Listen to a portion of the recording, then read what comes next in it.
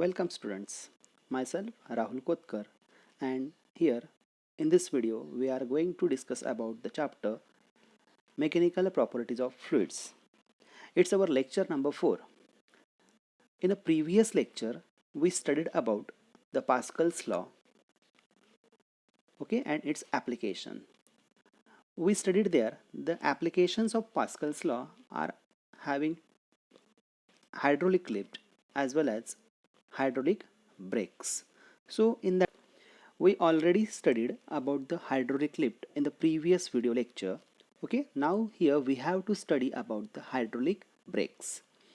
So what are the hydraulic brakes?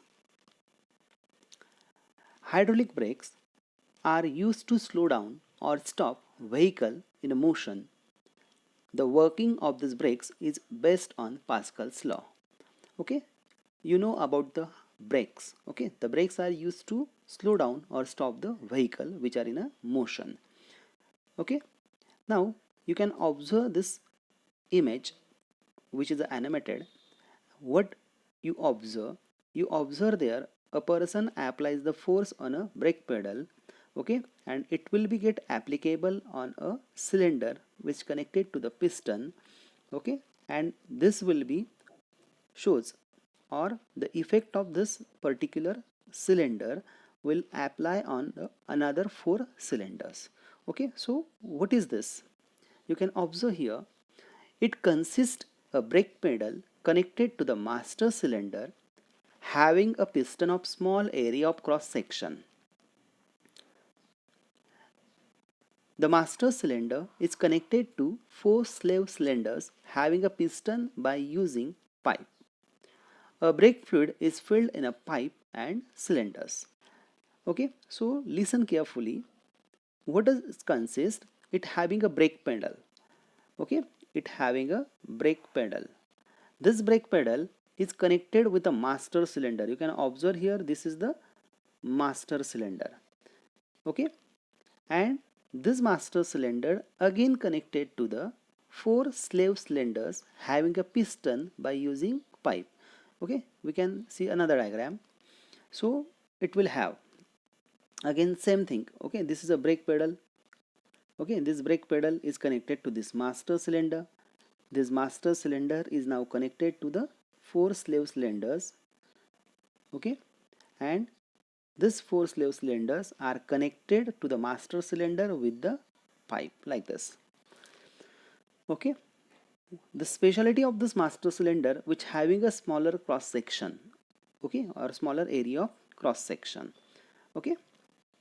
Now let me consider that A1 and A2 be the area of master piston and slave piston respectively. With area of master piston is less as compared to the area of slave pistons. F1 and F2 are the force on master piston and slave piston respectively. The F1 be the force applied on a master piston and F2 be the force acting on a slave piston.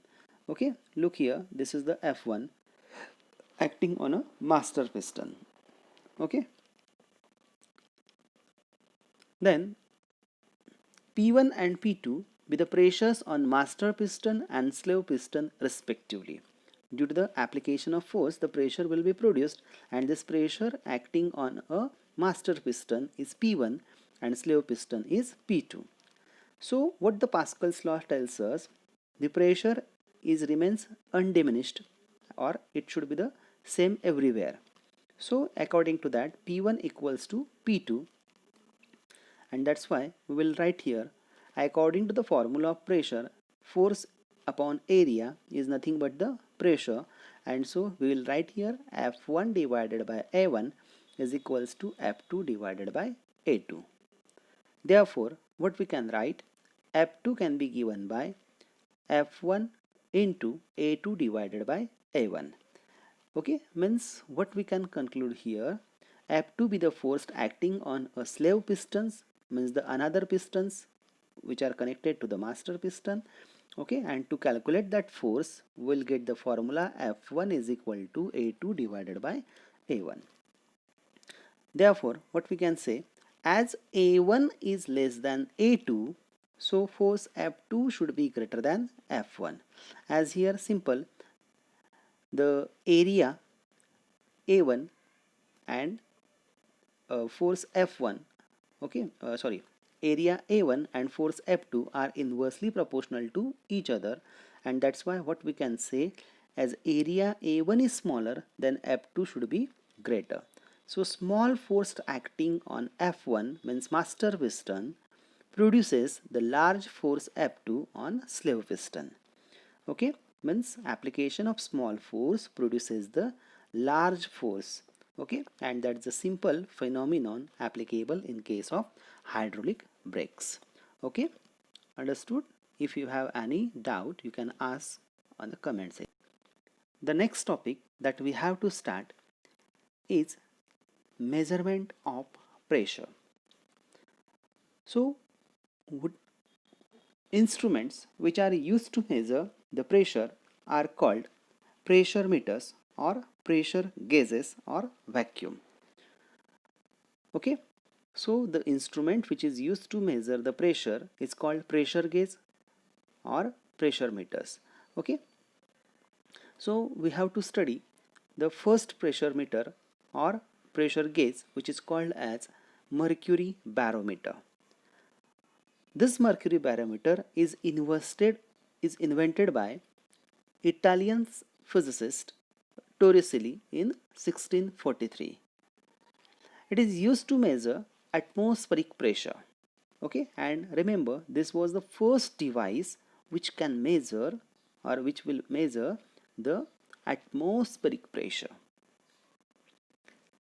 So construction, what does it consist? It consists of a glass tube of length 1 meter and diameter 1 centimeter, closed at one end and filled with mercury up to its brim, and is inverted into the dish containing mercury. Okay, you can observe the diagram. What does it consist? So it consists of a glass tube. This glass tube having a length of 1 meter and diameter of 1 centimeter. Okay, which is closed at one end and open at the other end. To the open side means it should be filled with the mercury up to its brim, म्हणजे अगदी कडेपर्यंत त्याला काय केलं आपण field केलं. After that we invert it. Okay, as you invert it into the dish which containing the mercury, so you can observe this thing in the diagram.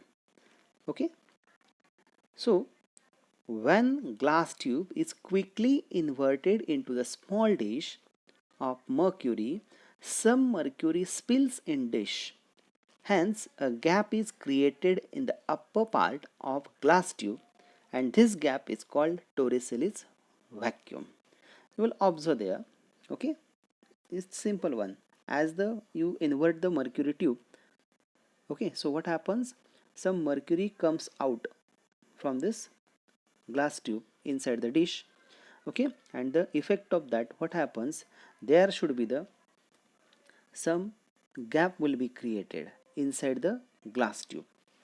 Okay, and this gap created will not contain any kind of air particle or other particle. Okay, and so what we can say here, this is the vacuum, and this vacuum is known as a Torricelli's vacuum. Now how it should work? The working can be simple. The pressure inside the Torricelli's vacuum is zero because vacuum cannot exert any pressure. Okay, as you observe in the diagram, inside the Torricelli's vacuum, okay, there is a zero pressure, means no pressure is there, so it will not act the pressure on surface of liquid, that is a mercury, at point A. So what we can say, the value of PA means pressure at this position, okay, inside the tube is equals to 0. Okay, because above it there is the vacuum, and so no pressure will be exerted on position A or particle A that we consider in the diagram. The pressure at point C on Mercury surface, which is open to the atmosphere, is equals to the atmospheric pressure. Okay, let's look the diagram. We consider the point C. Where is the point C? The point C is present. The point C is present on the surface of Mercury. Okay, and this will be open to the atmosphere. So as it will be open to the atmosphere, what we can say, the atmospheric pressure acting here, which is nothing but equals to the pressure at point C. And so what we will write, PC is equals to P0, where P0 is considered to be atmospheric pressure. Then the point C and point B are along the same horizontal level, hence point C and B both have a equal pressure. So you know that the point C and point B, okay, point C is present outside the tube and point B is present inside the tube, but both are present along the same horizontal level. As they present along the same horizontal level, so according to the formula, what we can say, so the pressure along the same height, pressure of inside the liquid or pressure inside the fluid at the same height remains the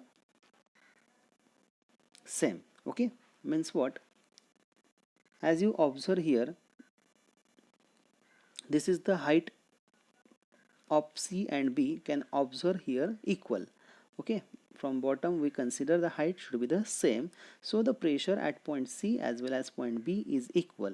As point C having a pressure P0, so point B also having a pressure P0.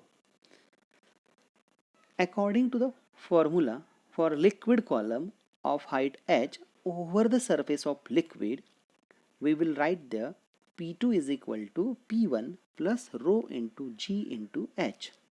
Okay, we already studied this formula in the previous lectures. Okay, so according to that, what we consider here, the pressure at point 2, okay, means P2 is what? That is nothing but the at this position, okay, which is equals to P0. P1 be the pressure at height h. Okay, so in this manner what we can write, the pressure P2 means we will again write the formula same like this also, PB is equal to PA plus H into rho into G. You may write formula instead of this also. Okay, so what we can consider again, therefore we write here by substituting all these values from the above equations. Okay, so P0 is nothing but equals to P2 and P1 having value 0, so therefore P0 is equals to rho into G into H. So in this manner P0 is given by, that is the atmospheric pressure is nothing but equals to rho into G into H, where rho be the density of liquid, G be the acceleration due to gravity, and H be the height of the liquid column. And so this is nothing but the formula which can be useful for determination of atmospheric pressure. Okay, then some noteworthy points. At sea level, the mercury column in a barometer has height of about 76 centimeter. This is equivalent to 1 atmospheric pressure. Okay, remember that when you put this device, okay, when you put this device near the sea level, at that time what you observe there, this height always equals to 76 centimeter of mercury. Okay, that is nothing but equals to 1 atmospheric pressure. And what is this 1 atmospheric pressure? That can be given here. P atmospheric means atmospheric pressure is equals to P0 is equal to 76 centimeter of mercury, that is 760 millimeter of mercury. in terms of height. Means you can put there the value of height as a 76 centimeter. 1 atmospheric pressure is equals to, means by putting the value of the things say as to density, acceleration due to gravity and height, you will get 1 atmospheric pressure is equals to 1.013 into 10 to the power 5 Newton per meter square. The another unit for measurement of pressure is called torr, and which is nothing but equals to 1 millimeter of mercury. Okay. Next point that we have to start is called open tube manometer.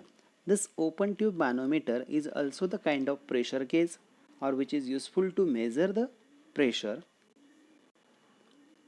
This instrument is used to measure the pressure of a gas in a container. Now remember, what is the difference between the both? In case of open tube manometer, you can measure the pressure of the container. Okay, means you can measure the pressure of a gas which is filled in a container. While in case of previous one, what is that? That only can be measured the pressure of the atmosphere. Means atmospheric pressure can be measured with the help of previous instrument.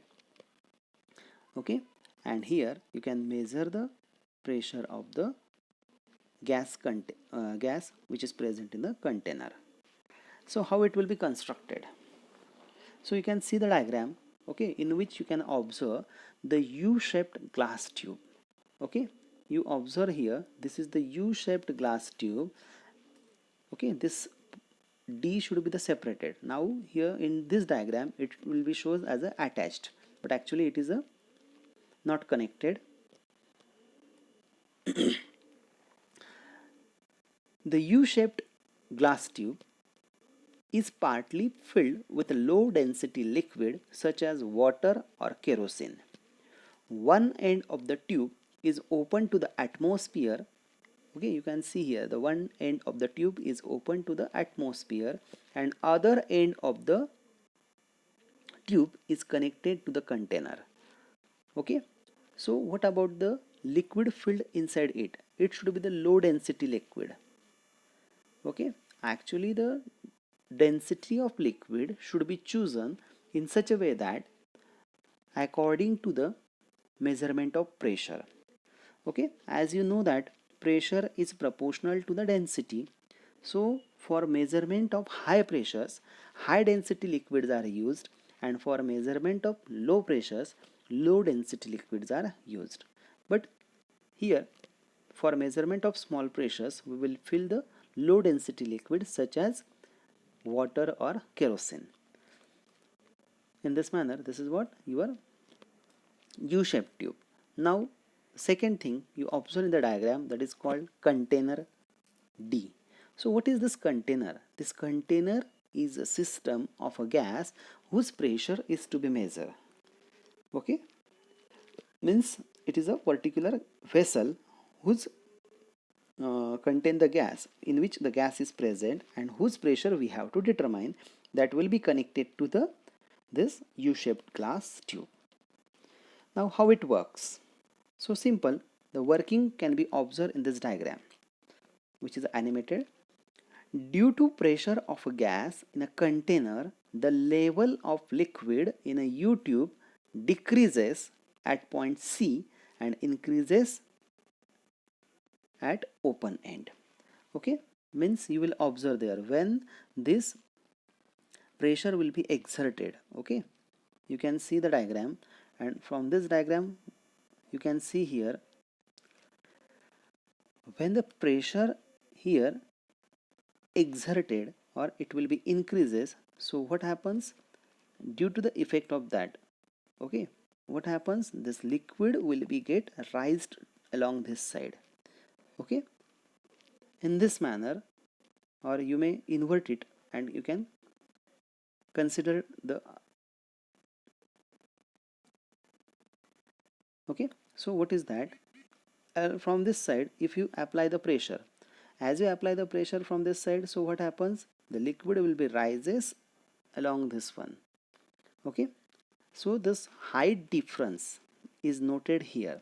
Okay, you can observe, and the pressure apply, the liquid rises to the other end. Okay, and that will be what reaches to a certain height. We measure that height. Okay, and simply by measuring the height, the points B and C are at the same level. Hence, the pressure at these points will be the same. So initially we consider the point C and point B. Okay, now as you apply the pressure from container D, so what is the observation? B and C are at the same horizontal level. So therefore PC is equals to PB, means pressure at position B and C are equal. At point B, using the formula for liquid column, again same formula we have to apply, that is the P2 is equals to P1 plus rho into G into H. Therefore P2 is equals to PB, which is equals to PC, because point B and point C are along the same horizontal level, and so we'll write there P2 is equals to PB is equals to PC, while P1 is equals to P0. Okay, P1 is equals to P0. Therefore, by substituting this value, PC is equals to P0 plus rho into G into H. But the gauge pressure at C is the pressure of container D. As you observe this diagram, the pressure exerted at position C, is the due to what? Pressure due to the gas container, and that's why what we can say, the both pressures are equal, and therefore we can write there PC is equals to PD, that we call as a P, means the pressure that to be determined. Okay, so therefore P is equals to P0 plus rho into G into H. Okay, and here again we can say P minus P0 is equals to rho into G into H. This rho into G into H, or you may call the difference between the absolute pressure and atmospheric pressure, is called as gauge pressure or pressure of a gas in the container.